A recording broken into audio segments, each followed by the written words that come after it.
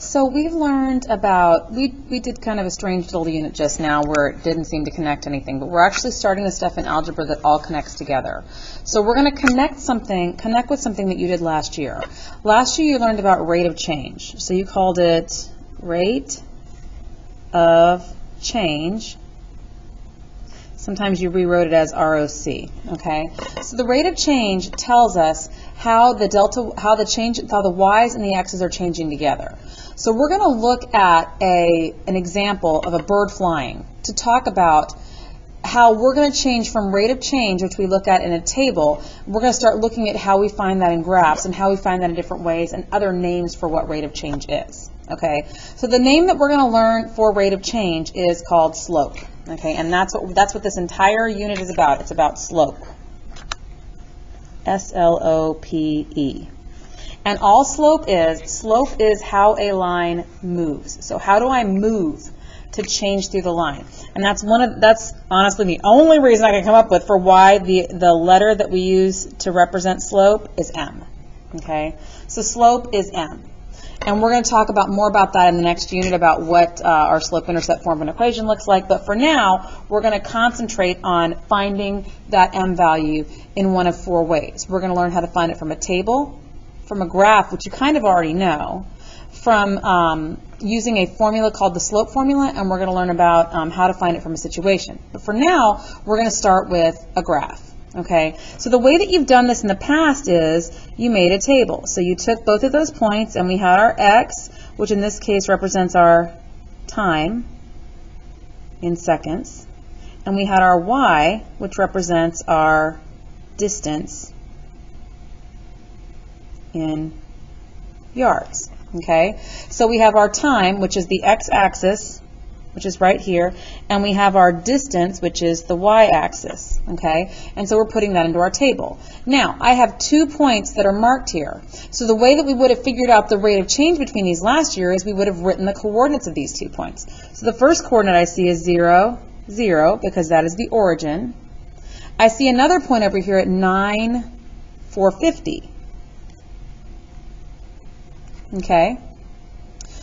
You should be able to tell me what kind of relationship this is. Take a moment right now and think about what we've learned recently and what kind of relationship this might be. I'm hoping what you're saying right now is that since this goes through the origin, since it goes through the origin right here, I'm hoping that what you're saying is, oh, hey, this is direct variation or proportional, which is what you called it last year, and we just started calling it direct variation. So yay, at least something is tying back together. Yay. Okay. Last year when you wanted to find rate of change, you would find delta y and you would find delta x. Okay, so you'd find your change in y. 0 plus 450 is 450. 0 plus 9 is 9. Then you'd put delta y over delta x, and you get 450 divided by 9. I'm not too proud to use my calculator because I like to get the right answer. 450 divided by 9 is 50. So that means my rate of change is 50. Okay? So slope is a similar concept. Slope is what we find on a line. So slope, instead of doing rate of change, instead of looking at putting it into a table, I'm going to look at how I move. Slope shows me how I move to get somewhere, get on this line. So think of it like this. The coordinate is like an address. And the line, the slope, is like MapQuest or Google Maps. The slope tells me how to get there, how to get from one point to the next. That's what the slope tells me. Okay? So again, the points, the coordinates are addresses. So this is like home, and that's like Best Buy. This slope, this M value, this rate of change, the slope is going to tell me how do I get there. It's the directions that I use to get from point A to point B, from home to Best Buy. Okay? So the way we do it on a graph is, instead of putting in a table and finding change over y and change over x, we actually do what's called rise and run. So we move vertically and then horizontally. We're going to put this all onto a graphic organizer in a minute, but I want to talk to you about it first, okay? So if I want to get between these 2 points, I'm going to, let me actually use a colored pen so we can actually see it. I'm going to rise 450 because that's how far I have to rise to get over here. So I rose 450, and then I'm going to run 1, 2, 3, 4, 5, 6, 7, 8, 9. Okay? And then I put my rise over my run, which is 450 over 9. And likewise, when I put 450 divided by 9 in my calculator, I get 50. So my slope is 50. Again, rate of change and slope, they're the same thing. But one of them is what I get from a table. The other is what I get from a graph. It's kind of the same concept. We're just finding it in a different way.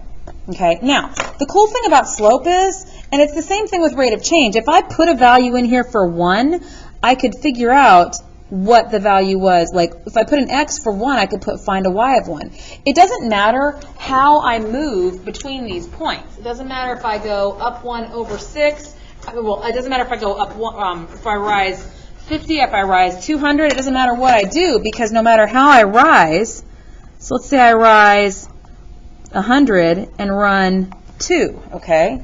Well, 100 rise over 2 run is also 50, okay? If I rise 4, if I rise 50, 100, 150, 200, if I rise 200 and I run 4, so again, I'm still rising and running on the same line, but if I do that, if I rise over run 200 over 4, I still get 50. No matter how I rise and run on that line, I'm going to get the same slope because rate of change is constant. Slope is constant as well on that straight line on our linear equation. Okay? All right, had a little technical glitch, and I'm back now. Okay, so now what we're going to do, now that we've looked at our slope as m, the fact that our rate of change is constant, now let's talk about what the different parts of our slope triangle are. Okay, so let's just try to draw your best triangle. Okay, we're going to draw our best possible triangle. Okay, it doesn't have to be perfect, but let's draw a right triangle. See, here's our little right triangle like that. Okay, now pretend that's a right triangle, even though this is clearly not straight. All right, so when we look at this part of our right triangle right here, we are changing. This is our vertical change. Okay, because we are rising. We are going up or down. So that means we're going up or down. We're going to rise or fall. Okay, so that's our vertical change. Okay, now, since this is also our y-axis, this is also our delta y. Okay, so this is our vertical change, it's our rise, it's our delta y. Okay, now this one here is our horizontal change.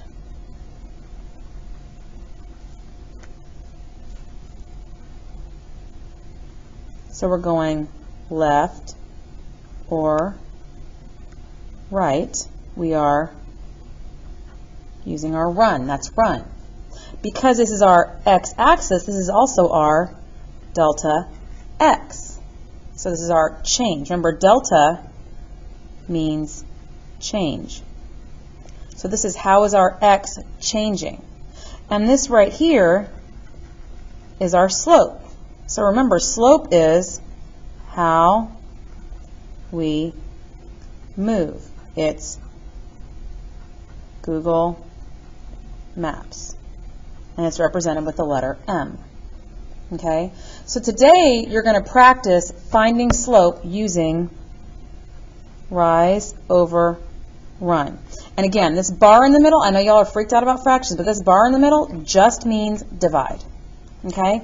So that's what we're going to practice today. Tomorrow we're going to learn a little bit more. We're going to learn about how to use the slope formula, and we're going to take a quiz. So be ready for that.